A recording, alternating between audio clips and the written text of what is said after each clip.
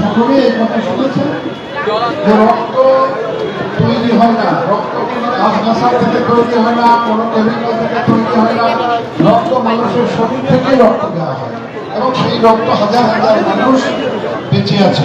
আপনারা যে আজকে আমরা শুধু ভালো কথা আপনারা যেটা বলেছেন,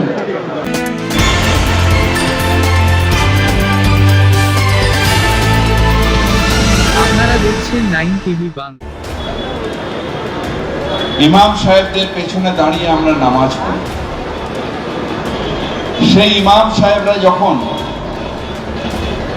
খাটে শুয়ে তার রক্ত দেন, তখন সমাজে একটা অন্য বার্তা যায়।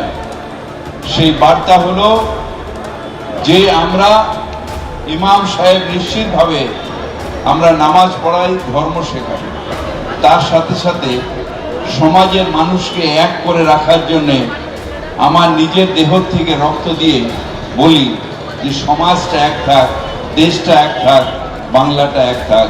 এটা হচ্ছে আপনাদের আজকের বার্তা। এটা ঠিক যে আজকের যে পরিস্থিতি, সেই পরিস্থিতিতে আমাদের দেশ একটা অদ্ভুত একটা পরিস্থিতির মধ্যে আমাদের সারা দেশটা রয়েছে, যেখানে যারা দিল্লিতে রুলিং পার্টি তারা ঘৃণাকে ইনজেক্ট করছে। আজকে এটা ভারতবর্ষ সব সময় যখন বাংলাদেশে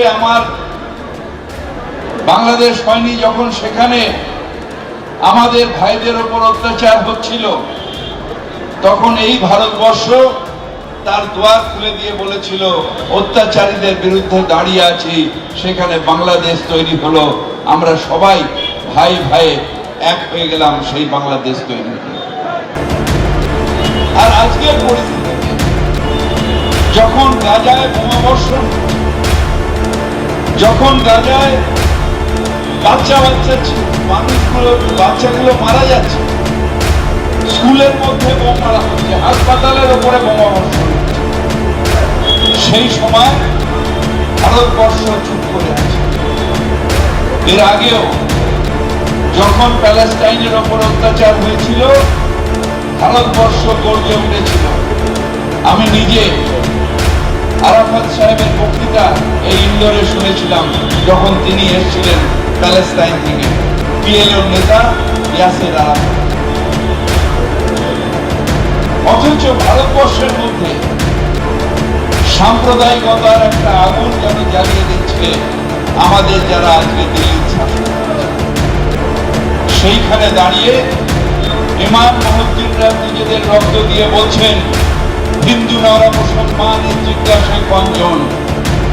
এই রক্ত মানুষের জন্য, মানুষের কল্যাণে, মানুষের যে মানুষের প্রয়োজন হবে রক্ত, সেই মানুষের জন্য, কোন ধর্মের জন্য নয়, কোন জাতের জন্য না। এই বার্তাটা অত্যন্ত জরুরি এবং সেই বার্তাটা আজকে এইখান থেকে ইমাম মুহজ্জিররা দিচ্ছেন বলে আপনাদের সমর্থন এবং আপনাদের সালাম করার জন্য আমি এত দূরে এসেছি।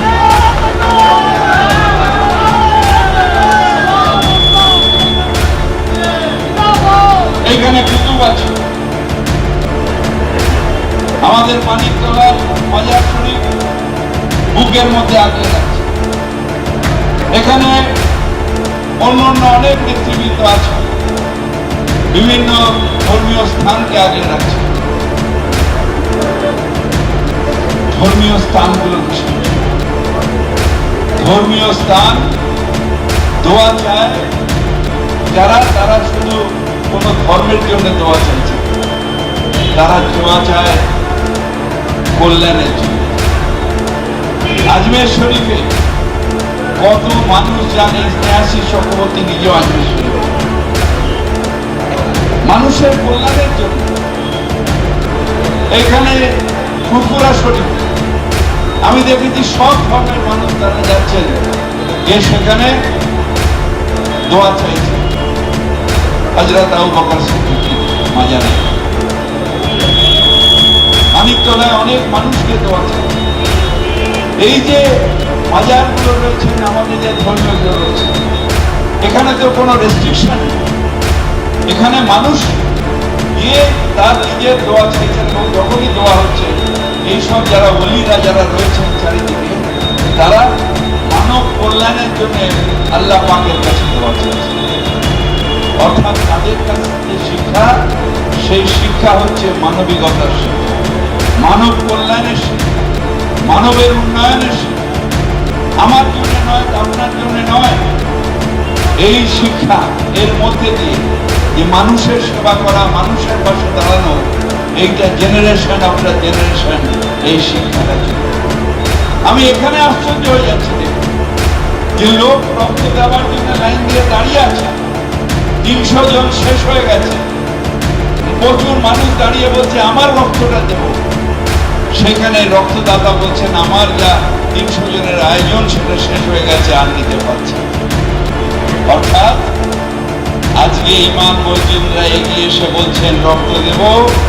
কালকে এই বার্তা যখন বিভিন্ন জায়গায় ছড়িয়ে যাবে, সাধারণ মানুষও বলবেন হ্যাঁ আমি 5 ওয়াক্ত নামাজ পড়ি, কিন্তু তার সাথে সাথে মানব কল্যাণে রক্ত দিই। আমি আল্লাহ তাআলাকে সন্তুষ্ট রাখার জন্য আমার নিজের রক্ত দিয়েও তার দেওয়া যে জীবন, সেই জীবনকে বাঁচানোর প্রয়াস। আপনাদের কাছে ভাই শুধু এইটুকু, আর আপনারা আপনাদের পেছনে আমরা নামাজ পড়ি, সবার জন্য দোয়া করুন। তার সাথে সাথে দোয়া করুন আমাদের মুখ্যমন্ত্রী মমতা বন্দ্যোপাধ্যায়। অনেক লাঞ্ছনা, অনেক তার প্রতি বাজে কথা। একবার বলল এখন তো মমতা ব্যানার্জি মমতা বেগম হয়ে গেছে। মমতা ব্যানার্জিকে যখন বললাম, বলল আমি মমতা ব্যানার্জিও নই, মমতা বেগমও নই, আমি মানুষের সেবক। মমতা, আমি আমার নিজের মমতা দিয়ে বাংলার সেবা করছি এবং এই সেবার মধ্যে সবাই থাকবে। আমি নিশ্চিতভাবে ঈদের নামাজে রেড রোডেও যাই, আমি বড়দিনের দিন চার্চেও যাই, আবার নিশ্চিতভাবে দুর্গা পুজো, কালী পুজো সেইখানেও যাই। কারণ আমি মানবিকতাকে বাংলায় বাঁচিয়ে রাখতে চাই। আমি মানবিকতাকে বাংলায়, ভেদ যারা করে, ভেদাভেদ যারা করে, তারা মানবিকতার বিরুদ্ধে। আমরা সেই পথে যাব না। আমরা মানবিকতার ঐক্যের জন্য সব কাজ করব। তাই তার জন্য একটু দোয়া করুন। আর সবাই মিলে আমরা বাংলায় মাথা তুলে বলি আমরা সবাই একসাথে থাকি। তাই এই বাংলায় দিদির নাম হয় মমতা ব্যানার্জি, ভাইয়ের নাম হয় ফিরহাদ হাকিম। এটা এই বাংলায়। আপনাদের সবাইকে আজকের দিনের জন্য অভিনন্দন জানিয়ে আমার বক্তব্য রাখছি। আসসালামু আলাইকুম।